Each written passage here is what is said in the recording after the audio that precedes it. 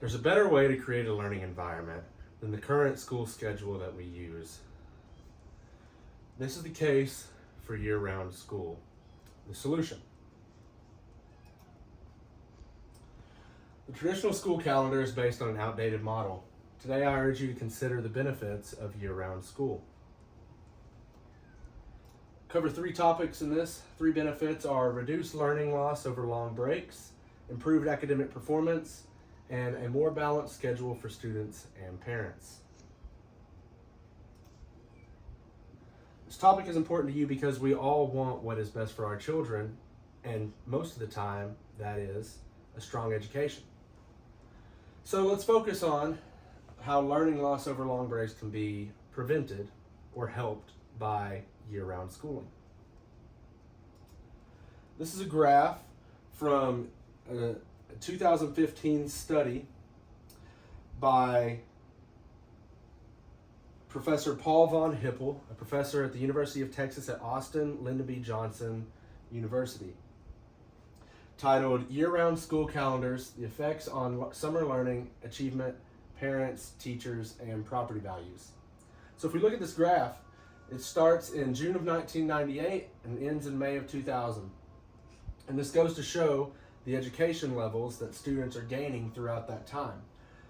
The dotted line is a regular 9-month school calendar, whereas the solid line is the proposed year-round schedule. If we look at just the overall learning levels, we start at the same level. We start down here at around negative 1.6, and then we end pretty close to each other, with the 9-month current schedule kind of pulling out just a little bit ahead, but the year-round staying right behind. Where it really comes in is when we look into our summer months here, with June to the beginning of August, as well as here in 1999, we've got June again to August, maybe September area.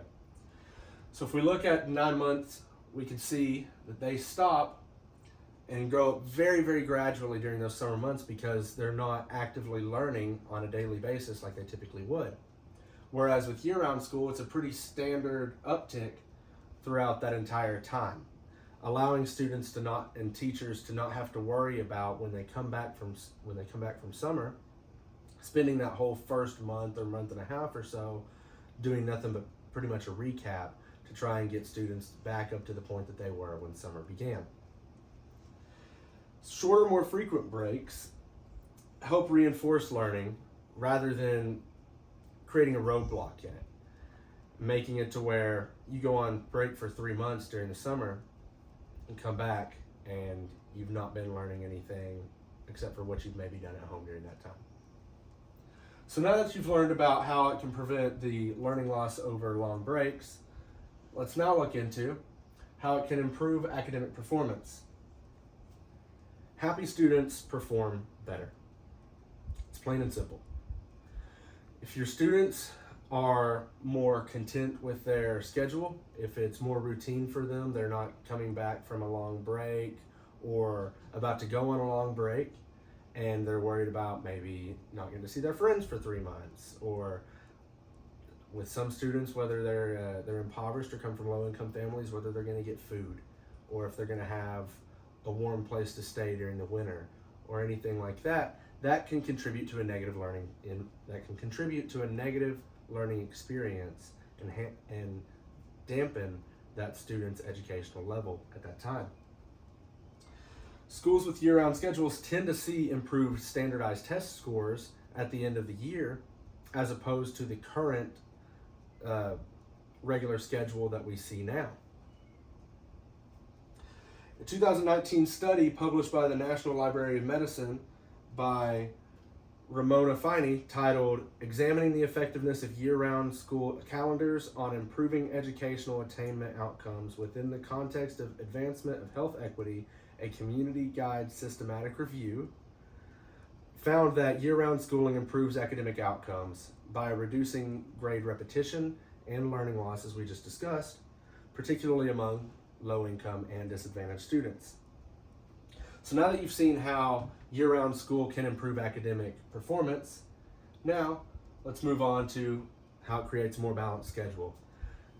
It kind of explains itself more or less, but I know as for myself, I have 4 children, and whenever summer comes along, I'm worried about increased costs of childcare.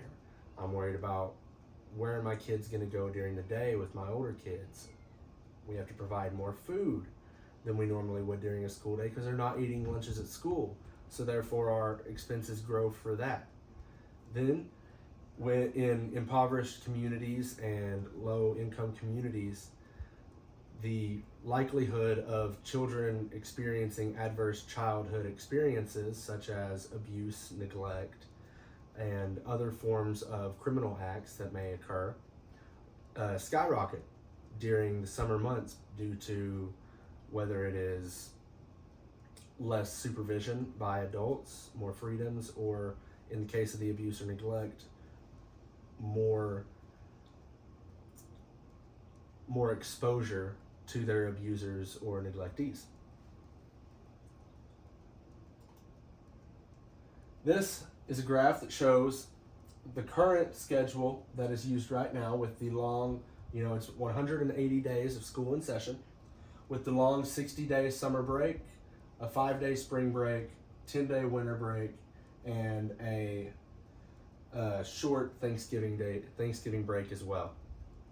So you can see that if we look over here at the balanced calendar, which is proposed for year-round schooling, we still have the same amount of school days in session, so you can follow the same curriculum as the current schedule does.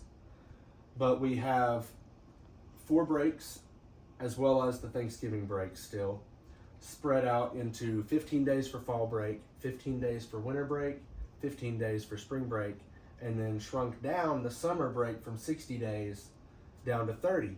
So that way you still get an extensive period of time for vacations and family time outside of school, but you're not gone for an entire 2 months of stagnation or no learning. According to a 2022 article from the Association of Washington School Principals by Phyllis Bunker Frank, titled "Why Balance the 180-Day School Calendar Year," a balanced calendar redistributes vacation days more evenly, reducing stress and creating opportunities for personalized learning during intersessions. A year-round calendar provides a more consistent child care option, easing the burden on parents and lowering expenses during extended breaks. A balanced schedule also allows students to more easily balance their course load with hobbies, sports, and other extracurricular activities. It allows parents to prepare for breaks that are shorter. I can't take off 60 days during the summer to stay with my kids, but I'm more likely to be able to take off close to 30 days, whether it's just me or split between me and my wife. So this would work much better for us. So now that you've learned about how it creates a better schedule for students and parents, let's recap. So 3 major ways that the year-round school calendar could benefit would be reduced learning loss over long breaks, improved academic performance and standardized testing, and a more balanced schedule, as we said, for students and parents. So with that, I implore you and urge for you to consider supporting a year-round school calendar rather than what we have now. A year-round school calendar is not based on the outdated model that the current traditional school calendar is, and could provide a much more conducive environment for learning and reception of learning for our students. So thank you for participating today.